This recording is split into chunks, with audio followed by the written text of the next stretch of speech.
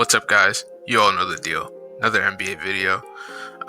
First, let's get into the news for that doesn't have to do with any teams.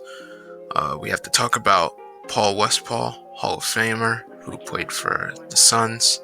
He was a 5-time All-Star, 3-time All-NBA selection, and he passed away at the age of 70 yesterday.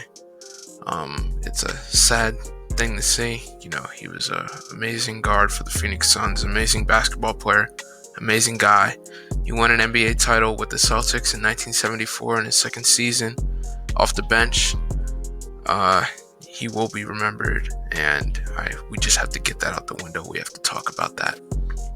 Other than that, let's get into the games. First game of the night, Sacramento Kings at the Houston Rockets. For this game, for the Sacramento Kings side, De'Aaron Fox had 23 points, Harrison Barnes had 19 points, and Buddy Hield had 17 points. No notable offensive output from the bench. On the Rockets side, John Wall had 28 points. Christian Wood, standout player of the year so far for me, had 20 points. Eric Gordon, 21 points.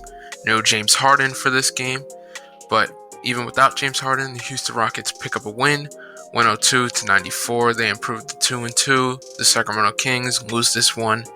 They are now 3-3. I have nothing really to say about these teams. Good win for Houston.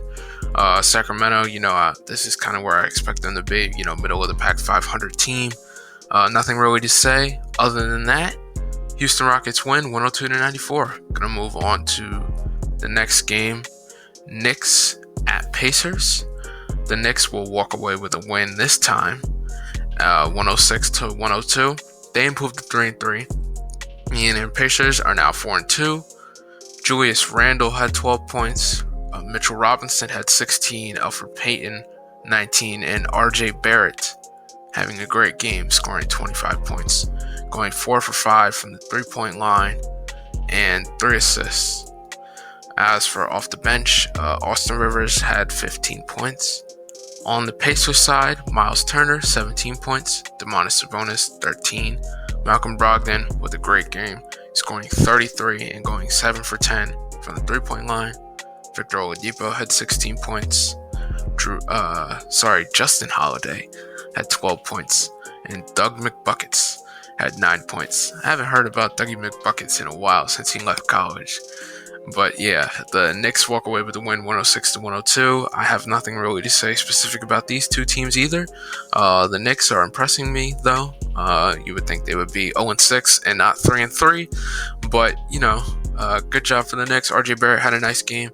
Other than that, Knicks win 106-102. Next game, Oklahoma City Thunder at the Orlando Magic. Magic coming off their first loss of the season against the Sixers. As for the Thunder, though, Darius Bazley had 19 points, Al Horford 12 points, George Hill 18 points, Shai Gilgeous-Alexander 16. Off the bench, for the Thunder, Hamidou Diallo had 12 points. On the Orlando Magic side, Aaron Gordon 15 points, Nikola Vucevic had 30, Markelle Fultz had 12, and off the bench for the Orlando Magic, coming back, he wasn't there for the Sixers game, Terrence Ross had 26 points. Even with his 26 points and Terrence Ross coming back, they lose this game 108-99. Nothing, again, to say about these two teams either. Kind of where I expect them. Maybe not the Thunder. I don't really expect them to be under 500, but it's 5 games into the season. They seem to be pretty competent and rolling in this game. Nothing really to say on the Orlando Magic side either. Back-to-back losses, you don't want to see it, but it happens. Other than that, Oklahoma City wins 108-99. Moving on to the Charlotte Hornets at the Philadelphia 76ers. I do have something to say about these teams. So after I get in the box score, we'll talk about that. PJ Washington, 9 points. Gordon Hayward had 20. Terry Rozier had 35, and off the bench, LaMelo Ball had 13 points, 4 for 6 from the free throw line, and 4 steals, 5 assists.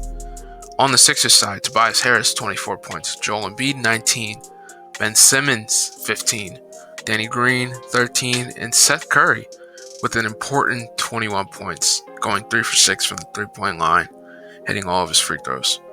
Off the bench for the Sixers, Shake Milton, 18 points, Tyrese Maxey, 9 points. Now, I do have something to say about the Sixers. Maybe they've turned the corner. Maybe they have finally turned the corner. Because, I do watch every single Sixers game, seeing that they are my team. And they look completely so much better than last year's team. They look to flow better. They seem to understand what Doc Rivers is telling them. And it's just looking like better basketball to me.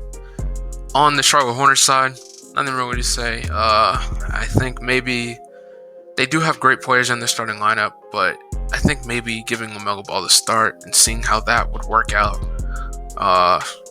might help them a little bit. Devontae Graham only had 5 points in this game. LaMelo Ball had 13, but he is playing more minutes than him, so I don't understand why they just don't give him the start. He played 31. Devontae Graham played 30.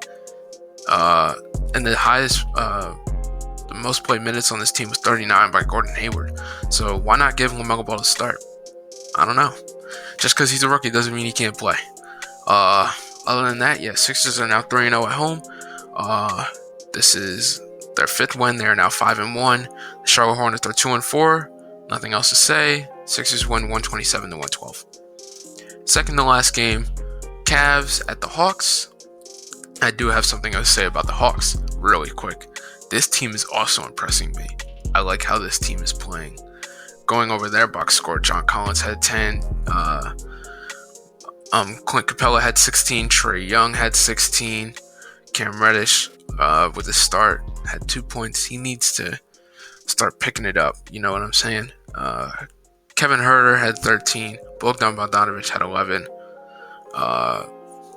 This Hawks team looking really good. They didn't even have Rajon Rondo for this game. So with Rondo on this team, I don't know. They could be pretty dangerous. They're kind of looking like last year's Mavs team with Trae Young leading them instead of Luka. On the Cavs side, they did get the win though.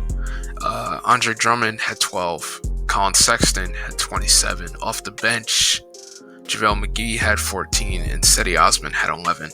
This Cavs team is also pretty impressive. They're 4-2. The Hawks are 4-2. They win the game 96-91.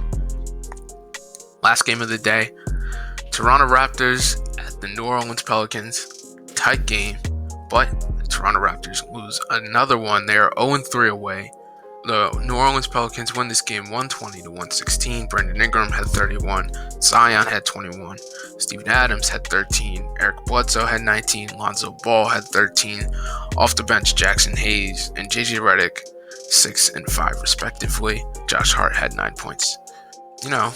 This New Orleans Pelicans team, they're pulling out tough wins, and I like to see it. I just like to see it. I love seeing Brandon Ingram score 30 almost every single night, or Zion. They're kind of flipping flop between each other, and I don't know who might be the all-star from this team. It might be both of them, depending on how the West turns out.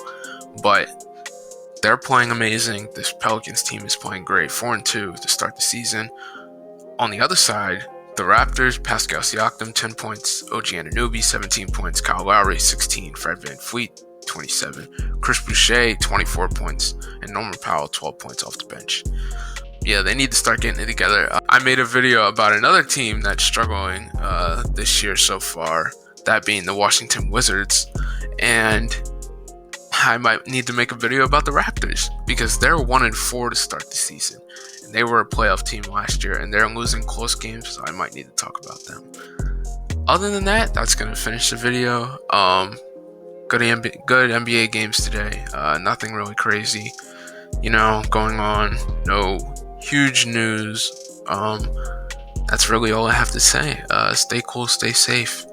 Have a good one.